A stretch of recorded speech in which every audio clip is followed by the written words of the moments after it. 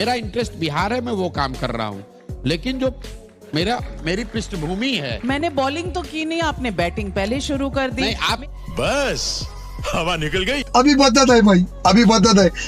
चलो भाई देखो अब मैं क्या कर। मेरा सवाल आप है, सेलेक्टिवली ये कह रहे हैं कि राहुल गांधी में नहीं, ये हेडलाइन बनाने की कोशिश कर रहे हैं। मैं बिल्कुल- प्रशांत किशोर ने कहा कि राहुल गांधी में इंटरेस्ट नहीं है। मेरा ना राहुल गांधी में इंटरेस्ट है, ना मोदी जी में इंटरेस्ट है। मेरा किसी भी नेता में, किसी भी पॉलिटिकल फॉर्मेशन में इंटरेस्ट नहीं है, क्योंकि जिन नेताओं के साथ मेरा इंटरेस्ट रहा वो 10 साल काम किया, करके देखा, सीखा। सिर्फ नेताओं और दलों के जीतने से मेरा अपना मानना है समाज के स्तर पे आमूलचूल परिवर्तन की अपेक्षा रखना बेमानी है। बहुत सही कहा। और जनता के कुछ और सवाल हैं। ट्विटर पे आपके लिए बहुत सवाल आए हैं। तो क्या नाचो सोशल मीडिया पर सवाल पूछे जा रहे हैं, हमारे ईमेल्स पर आ रहे हैं। नजर एस धालीवाल पूछ रहे हैं, what will be the future of Indian democracy if BJP wins 2024 election?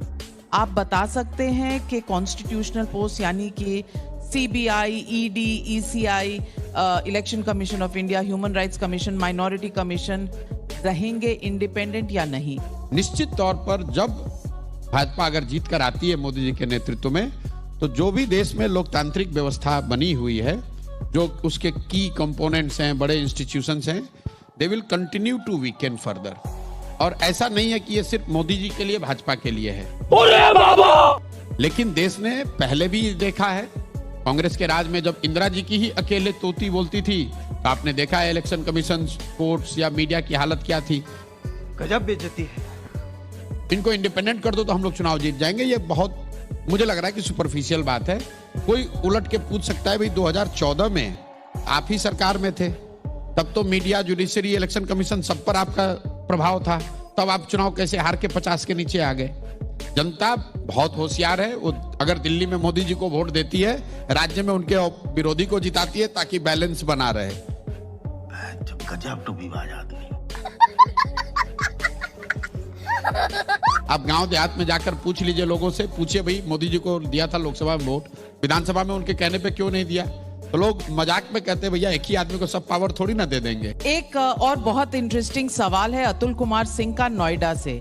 अगर राहुल गांधी 2024 में भी बुरी तरह हारते हैं तो उन्हें क्या करना चाहिए? क्या उन्हें संन्यास ले लेना चाहिए? मैं ये बात इसलिए कह रहा हूं कि 3 बार अगर किसी को पब्लिक रिजेक्ट कर देती है, फिर भी क्या वो सामने आना चाहिए? नहीं।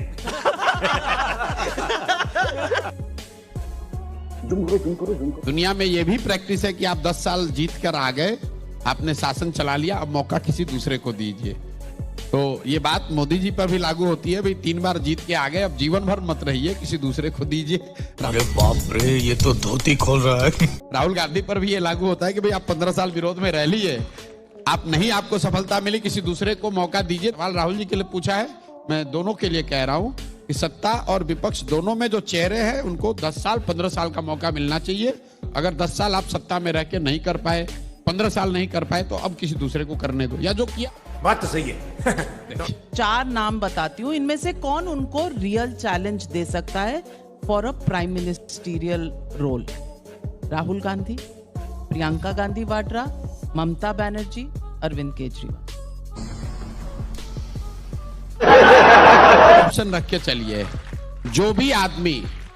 जो आदमी भी 5 साल जमीन पर उतर के मेहनत करने को तैयार हो, वो मोदी जी को बड़ी चुनौती दे सकता है। ये भ्रम मत पालिए आप लोग कि मोदी जी को कोई हरा नहीं सकता है। हिपोक्रेसी की भी सीमा होती है। भाई साहब, कृष्ण जी तो नहीं उतर के आएंगे ना, इन्हीं में से चुनना पड़ेगा। अभी तो प्रेजेंट ठीक बात, यही ऑप्शन, ठीक बात है। मान लीजिए कि यही डिबेट हम लोग 1977 में कर रहे होते, तो कोई ज्ञानी आदमी ये बता सकता था कि जेपी 77 साल के कोई एक आदमी है जो कि इंदिरा गांधी को चुनौती दे देंगे। क्या बात है सर, क्या बात है सर। 4000 में 2500 से 2700 विधायक कांग्रेस के होते थे। आज भाजपा के बहुत अच्छे जब टाइम होते हैं तो 1600-1700 विधायक होते हैं। और आप लोग ऐसे बता रहे हैं जैसे लग रहा है कि इनसे बड़ा कोई लीडर ना कभी देश में पैदा हुआ, ना आगे कोई पैदा होगा। जो आप कहाँ के ज्ञानी बाबा? वो सत्ता पर बैठता है तो ऐसा ही लगता है।